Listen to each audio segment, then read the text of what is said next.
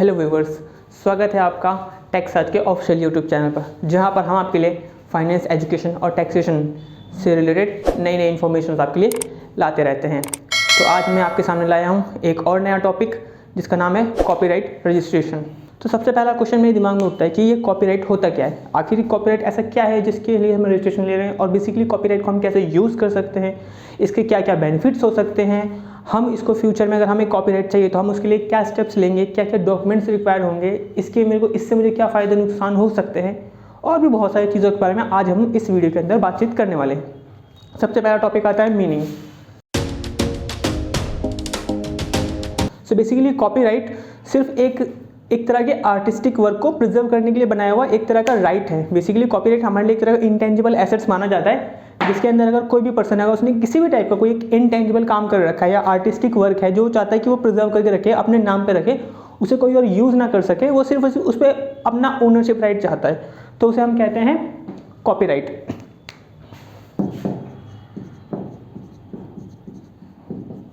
एक तरह से अगर किसी भी एक पर्सन ने अपने उस आर्टिस्टिक वर्क के लिए एक तरह की मोनोपोली क्रिएट करवानी है, अगर वो चाहता है कि ये आर्टिस्टिक सिर्फ मेरा रहे, से कोई और यूज़ ना करे, तो उसे मोनोपोली राइट, उसे जो मोनोपोली राइट चाहिए वो राइट उसे सिर्फ और सिर्फ कॉपीराइट रजिस्ट्रेशन एक्ट, कॉपीराइट का रजिस्ट्रेशन करा के मिल जाएगा। अब हमने ये तो जान लिया कि कॉपीराइट क्या होता है। अब सवाल ये उठता है कि अगर मैं एक कॉपीराइट रजिस्ट्रेशन करवाऊँ तो मुझे उस कॉपीराइट के क्या बेनिफिट्स मिल सकते हैं।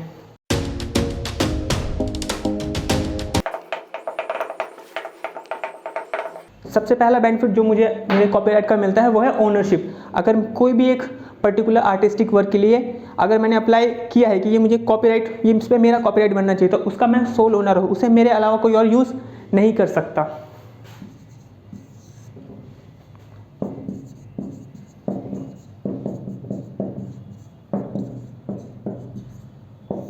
दूसरा बेनिफिट, अगर वो कॉपीराइट मेरे नाम पे रजिस्टर है तो उसको और कोई यूज़ नहीं कर पाएगा, और इन केस अगर किसी और ने यूज़ करी तो मेरे पास एक लीगल राइट आता है कि मैं उस पर्सन के अगेंस्ट एक एक्शन ले सकता हूँ। कोई भी एक इसके रिगार्डिंग कोई भी एक जो भी लीगल प्रोविजन है वो मैं उसके ऊपर अप्लाई कर सकता हूँ। और समटाइम्स अगर किसी को मेरा बनाया हुआ कॉपीराइट यूज़ करना है तो मैं उसे ट्रांसफ़र करूँगा तो एक प्रॉपर एग्रीमेंट के थ्रू करूँगा, और इससे मैं अपनी रॉयल्टी इनकम भी जनरेट कर सकता हूँ।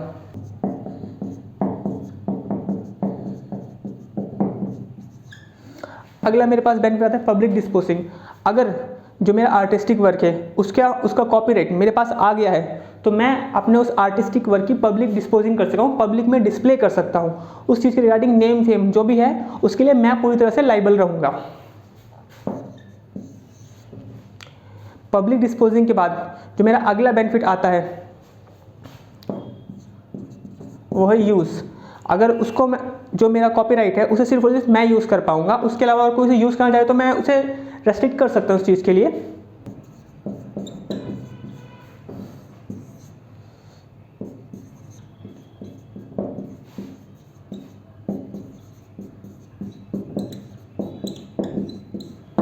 उसके बाद अगला बेनिफिट, अगर मेरे पास एक कॉपीराइट है तो ये मेरे लिए एक तरह के एसेट्स का काम करता है। अगर मेरे पास कोई भी कॉपीराइट होगा और उसको मैं अपने बैलेंस शीट के अंदर एज एन एसेट डिस्क्लोज करूंगा तो इससे कहीं ना कहीं मेरे पास एक एसेट्स, जो मेरे पास एक एसेट्स है उसकी एसेट्स की वैल्यू मेरी इससे बढ़ जाती है। और दूसरा बेनिफिट होता है बिजनेस रेपुटेशन।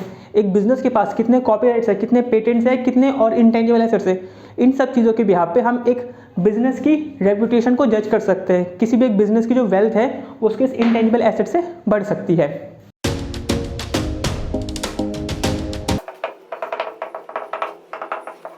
अगला टॉपिक, अब अगर मैं कॉपीराइट लेना चाहता हूं और जैसे कि मैंने बताया कि वो एक पर्टिकुलर टाइप के आर्टिस्टिक वर्क के ऊपर होता है, तो सवाल उठता है कि आर्टिस्टिक वर्क ये किस किस टाइप का आर्टिस्टिक वर्क है ऐसा जिसके ऊपर मैं अब कॉपीराइट क्लेम कर सकता हूं।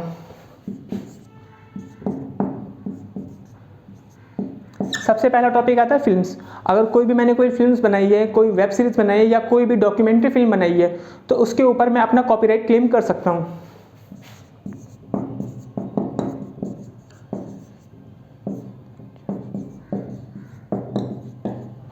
अगला टॉपिक फोटोज़।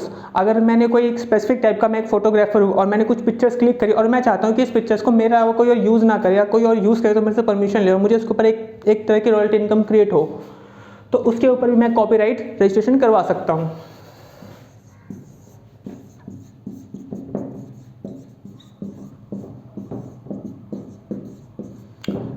अगला, सॉफ्टवेयर एंड एप्लीकेशंस। अगर मैं कोई ऐप डेवलपर हूँ या मैंने किसी तरह का सॉफ्टवेयर अगर बना रखा है और मैं चाहता हूँ कि इस सॉफ्टवेयर को सिर्फ मैं यूज़ करूँ और कोई यूज़ करे, तो बेसिकली उसमें मेरी रजामंदी इन्वॉल्व हो या फिर एक तरह का मेरी परमिशन इन्वॉल्व हो, तो उस चीज़ के लिए मैं कॉपीराइट क्लेम कर सकता हूँ। अगला, अगर कोई म्यूजिशियंस है, सपोज कीजिए कोई भी म्यूजिशियंस है या फिर कोई लिरिक्स राइटर है, अगर उसने कोई लिरिक्स लिख रखी है या किसी म्यूजिशियन ने कोई म्यूज़िक बनाया है या फिर एक तरह से किसी कंपोजर ने कोई सॉन्ग कंपोज किया या किसी भी सिंगर ने कोई गाना गाया है, तो वो अपने इस आर्टिस्टिक वर्क का कॉपीराइट क्लेम कर सकता है।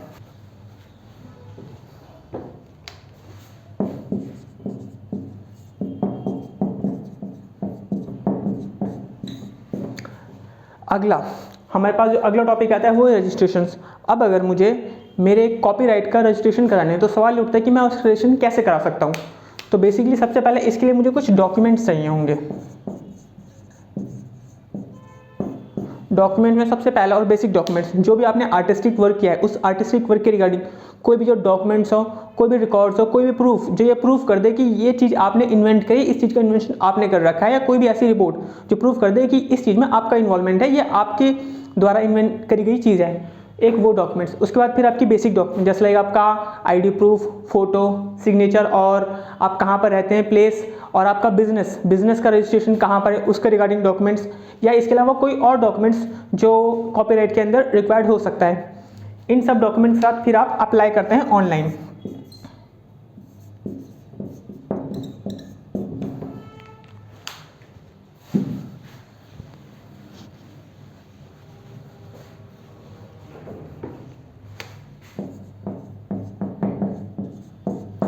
अब यहाँ से आपके रजिस्ट्रेशन का मेन पार्ट स्टार्ट होता है। जब आप सारे डॉक्यूमेंट्स के साथ अप्लाई करेंगे तो गवर्नमेंट का जो पोर्टल है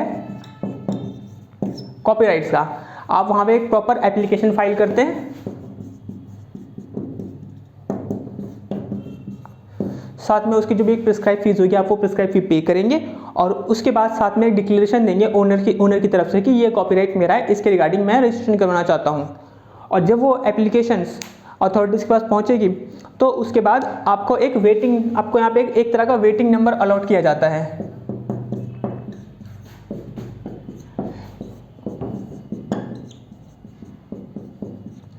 कुछ लोग इसे वेटिंग नंबर और कुछ लोग इसे डेली नंबर भी कह सकते हैं।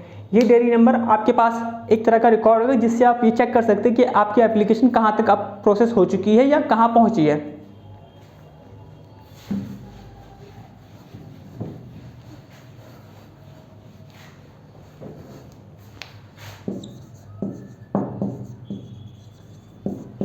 अगला पॉइंट आता है 30 दिन का। जब हम कोई भी एप्लीकेशन सबमिट करते हैं कॉपीराइट रजिस्ट्रेशन के रिगार्डिंग, तो जब हमारे पास वो डेरी नंबर आता है तो उसके बाद हमें 30 दिन वेट करना पड़ता है। इसके लिए 30 दिन हम जब उसे वेट करेंगे तो उसमें जो गवर्नमेंट अथॉरिटीज़ हैं वो बेसिकली एक तरह का पब्लिक अनाउंसमेंट करती है कि ये रजिस्ट्रेशन हमारे पास आया हुआ है कॉपीराइट के रिगार्डिंग, और किसी को भी ऑल ओवर मतलब पब्लिक जो भी है अगर उन्हें किसी भी टाइप का कुछ भी एक ऑब्जेक्शन लेना है आपके रजिस्ट्रेशन के रिगार्डिंग, तो 30 दिन के अंदर वो लोग उसमें ऑब्जेक्शन ले सकते हैं।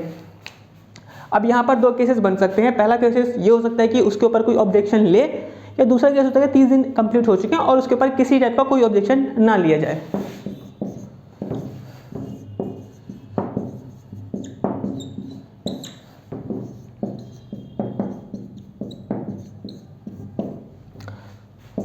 पहला केस, अगर 30 दिन कंप्लीट हो गए और किसी भी पार्टी ने आपके रजिस्ट्रेशन के ऊपर किसी टाइप का कोई ऑब्जेक्शन नहीं लिया है, तो इन दैट सिनेरियो जो गवर्नमेंट डिपार्टमेंट है, जो भी गवर्नमेंट अथॉरिटी है जो इसका रजिस्ट्रेशन कर रही है, वो सिंपली आपके डॉक्यूमेंट्स को, आपके एप्लीकेशन को प्रॉपर स्क्रूटनाइज करेगी, उसे चेक करेगी, और अगर सब कुछ ओके है तो फिर ये रजिस्ट्रेशन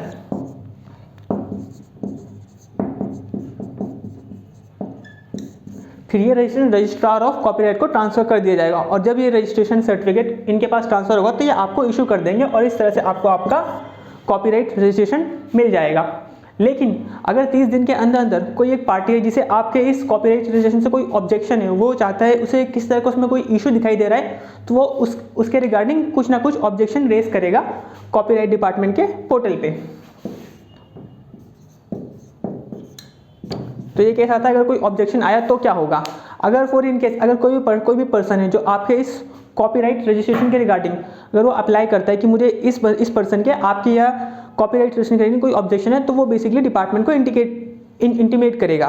फिर उस पर डिपार्टमेंट आपको प्लस वो पार्टी जिसने ऑब्जेक्शन रेज किया है वो दोनों को बुलाएगी, एक प्रॉपर मीटिंग होगी, प्रॉपर हियरिंग के बाद ये डिसाइड किया जाएगा कि इसके ऊपर एक जो भी एप्रोप्रिएट कोर्स ऑफ एक्शन बनता है वो डिपार्टमेंट अपनी तरफ से ले लेगा और उसके अकॉर्डिंग फिर डिसाइड किया जाएगा कि आपको कॉपीराइट रजिस्ट्रेशन दिया जा सकता है या नहीं दिया जा सकता।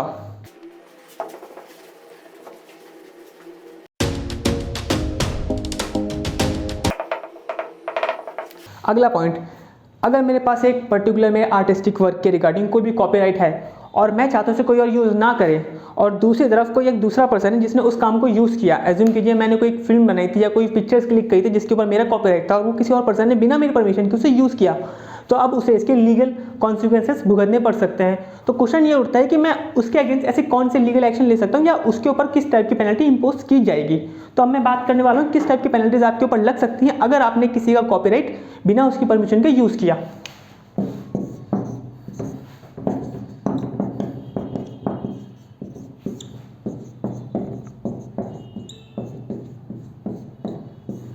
तो यहाँ पर दो केस बनते हैं, आपने पहली बार किसी का कॉपीराइट यूज़ किया है बिना उसकी परमिशन के या पहले भी यूज़ कर चुके हैं, तो इन दो अलग सिनेरियो के हिसाब से दो अलग टाइप की पेनल्टी आपके ऊपर इंपोज की जा सकती है। अगर आपने फर्स्ट टाइम किसी भी कॉपीराइट का वायलेशन किया है तो आपके ऊपर दो तरह के कॉन्सिक्वेंसेस लिए जाएंगे।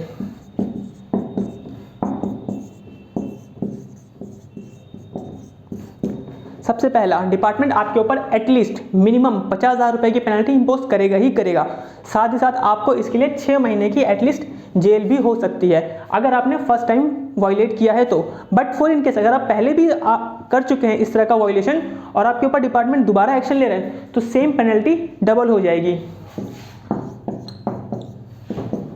के ऊपर इस केस में जो पेनल्टी लगाई जाएगी उसका अमाउंट होगा 1 लाख रुपए एटलीस्ट मिनिमम, साथ ही साथ आपको 1 साल तक की जेल भी हो सकती है।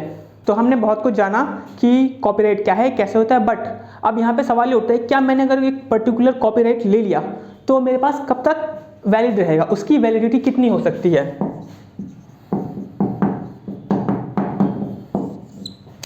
मोस्टली ये देखा गया है कि जब भी कोई पर्सन अपने किसी आर्टिस्टिक वर्क के रिगार्डिंग कोई भी कॉपीराइट क्लेम करता है, उसका रजिस्ट्रेशन करवाता है, तो ये उसके लाइफ टाइम वैलिड रहती है।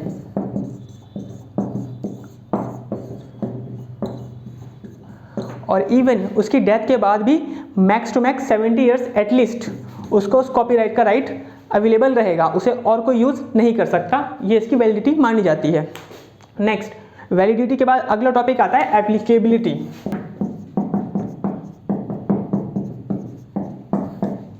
जब मैं बात करता हूँ कॉपीराइट्स की एप्लीकेबिलिटी के बारे में तो सवाल ये उठता है कि मैंने तो जो कॉपीराइट के लिए क्लेम किया है, जो मैंने रजिस्ट्रेशन कराया है, ये तो मैंने इंडिया के अंदर कराया है, क्या होगा अगर कोई पर्सन मेरे इस कॉपीराइट का यूज़ इंडिया के बाहर करने लग जाए। टेक्निकली रजिस्ट्रेशन तो मैंने इंडिया के अंदर कराया, तो क्या ऐसा हो सकता है कि अगर मैं किसी कॉपीराइट यूज़ करना चाहता हूँ बिना उसकी परमिशन के तो मैं आउट ऑफ इंडिया उसका यूज़ कर सकता हूँ? Answer is no, but in general cases.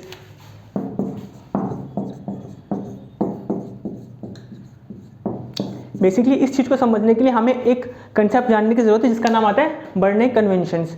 इसमें क्या हुआ था, 1886 की बात है, 1886।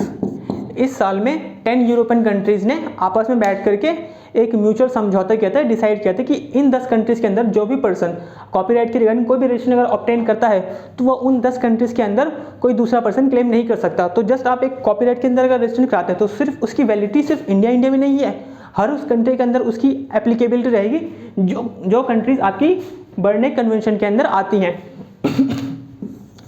अब ये बात थी आपकी 1886 की।